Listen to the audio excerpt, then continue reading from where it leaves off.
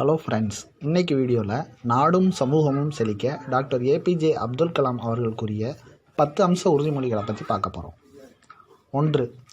எனது கல்வி அல்லது பணியை அர்ப்பணிப்பு உணர்வோடு தொடர்வேன், அத்துடன் அதில் சிறப்பாகவும் செயலாற்றுவேன். 2. எழுத படிக்க தெரியாத 10 பேருக்கு இன்று முதல் எழுத படிக்க கற்றுத்தருவேன். 3.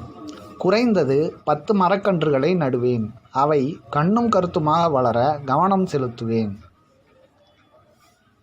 4.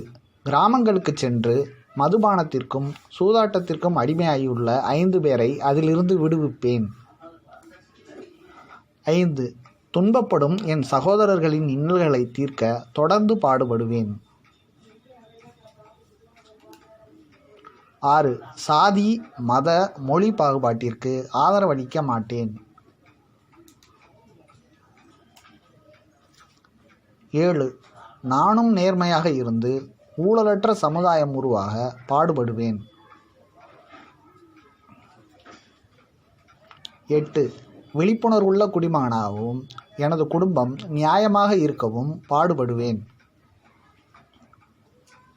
9.